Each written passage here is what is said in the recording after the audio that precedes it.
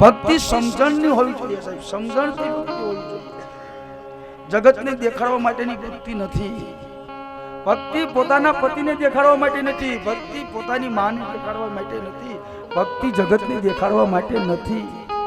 તમારી ભક્તિ તમે કરો ને એટલે જગતને આપમેળે ખબર પડે.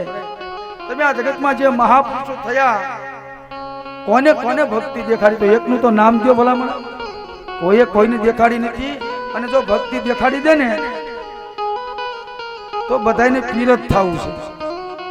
એ બધાને પાળિયાદના ઠાકર જેવું થઈ જવું, બધાને લાલજી મારીની જગ્યા જેવું થઈ જવું. પણ નથી મફતમાં મળતા, એના મૂળ ચૂકવવા પડતા. સંતને સંત ઘણા નથી મફતમાં મળતા. કોઈ તેલ કડામાં તળતા એમ નામ નથી થયું સાહેબ. અને આ ભક્તિ જો મારી બહેનો, આ ભક્તિ સચ્ચેની હતી.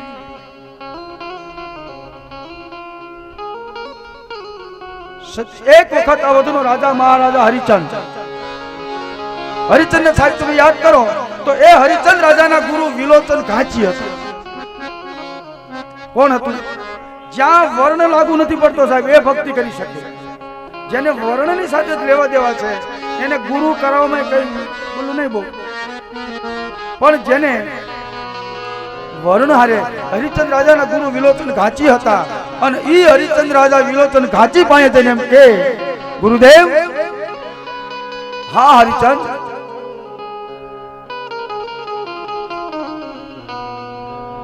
બાપજી, મારી મૂળ વસ્તુને સમજવું છે કે આ જગતમાં શું છે. ક્યાં મોકલે છે? આદિનાથજી મહારાજ પાસે મોકલે છે. હરિચંદ રાજાને આદિનાથજી પાસે મોકલ્યા છે. અને આદિનાથજી મહારાજ હરિચંદને એમ કહે છે, હરિચંદ, તું એકલો આવ્યો છો કે બંને સાથે આવ્યા છો?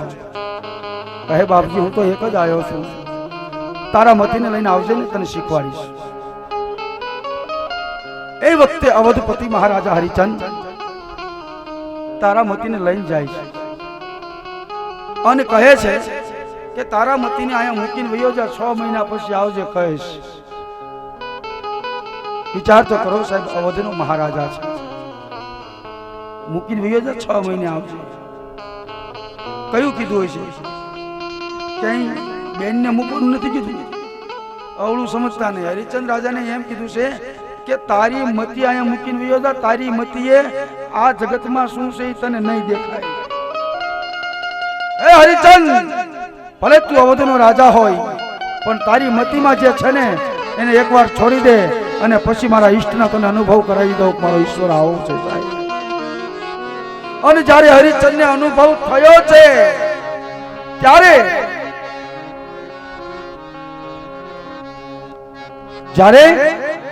હરિચંદને અનુભવ થયો ને ત્યારે હરિચંદ રાજાએ કાશીની બજારમાં અવાજ કર્યો છે, હે દુનિયાના દલાલો, ખરીદો ખરીદો, કોઈ દુનિયાના દલાલો અમને ખરીદો. શું કામ? આજે સત્યની માટે વેચાવા નીકળ્યો છે અવધપતિ રાજા હરિચંદ. એક ગુરુના વચનની માટે આજે હરિચંદ વેચાવા નીકળ્યો છે સાહેબ. અને તેથી હરિચંદ કાશીની બજારમાં એમ કહે છે કે હે દુનિયાના દલાલો, કોક અમને ખરીદો. સાહેબ, તારામતીને વેચી નાખે છે, રોહિતને વેચી નાખે છે અને પોતે વેચાઈ જાય ને એમ નહીં, પણ રોહિતનું મૃત્યુ થયું છે અને તારા હાથમાં લઈને જાય છે અગ્નિ સંસ્કાર કરવા માટે રોહિતને. અને તેથી હરિચંદની નોકરી હોય છે સાહેબ. અને તેથી હરિચંદ એટલું કહે છે, પહેલા મને મારા માલિકનો દોકડો આપો, પછી હું તમને અગ્નિ સંસ્કાર કરવા દઉં. તારામતી કહે છે, સ્વામીનાથ, હામું તો જુઓ, હું તારા છું, તારા. હરિચંદ કહે છે કે માફ કરજે, હું આયા વેચાણો છું. મારા માલિકનો જે હુકમ છે એ હુકમનું પાલન થવું જોઈએ, ત્યાં સુધી હું અગ્નિ સંસ્કાર નહીં કરવા દઉં.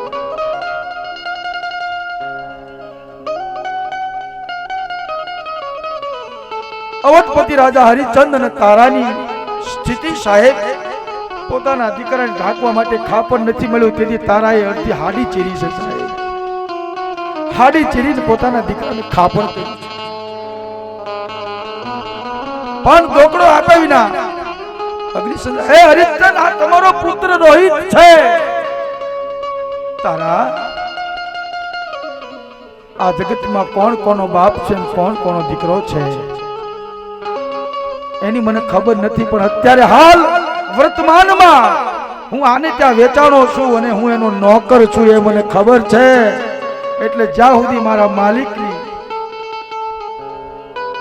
તું દોકડો નહીં આપે ત્યાં સુધી અગ્નિ સંસ્કાર નહીં કરવા દઉં. અને તેથી એની માટે તારા એ ગરદન ઝુકાવી છે સાહેબ. ક્યાં સુધી ભક્તિ હશે? હરિચંદ્ર દાદાએ ખડગ ઉઠાવ્યું છે અને જ્યારે તારાની ઉપર પ્રહાર કરવા જાય છે એ વખતે ભગવાન ચાલી લે છે. હરિચંદ બસ બેટા છોડી દે. આવે ક્યાં ભગવાનને મિસ કોલ કર્યો તો હું મારી ઘરવાળીને મારવાનો છું, તું આવજે.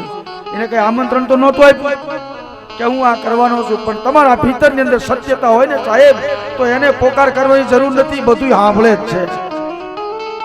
સત્ય હોવું જોઈએ એટલે કીધું છે કે મન કા કિયા ન કીજીએ, મન કા મતા ન કીજીએ, મન જ્યાં ત્યાં લઈ જાય. મન તો ગમે ત્યાં લઈ જાય છે આપણું, પણ આપણે ક્યાં જવું છે, આપણે શું કરવું છે સાહેબ? ઘેરે જાવું ગમતું નથી,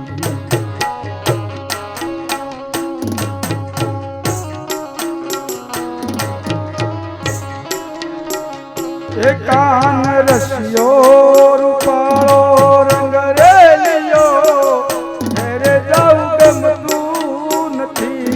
કાન રસિયો રૂપાળો રંગ રેલિયો, ઘેરે જાવું ગમતું નથી. મારી માથે છે યમુનાજીની હેલ રે, ઘેરે જાવું ગમતું નથી.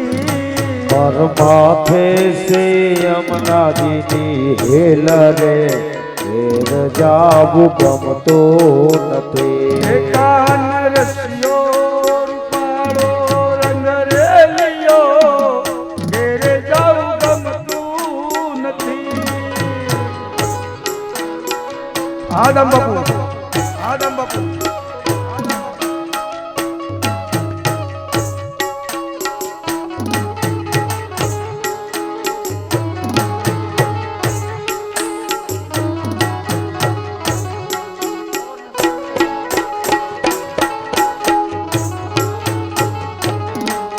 સાવન, હા સાવન.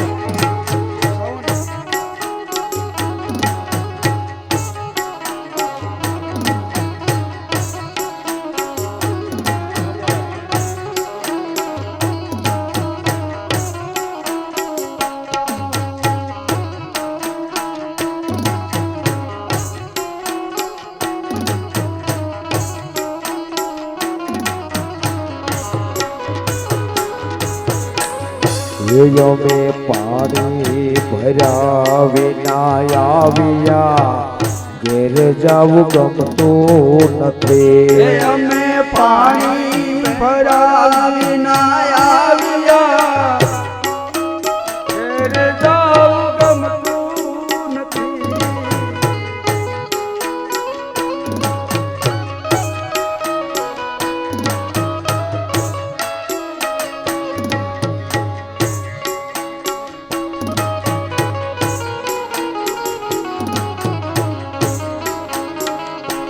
હવે જોજો નણંદ બાના ખેલ રે, ઘેર જાવું ગમતું નથી.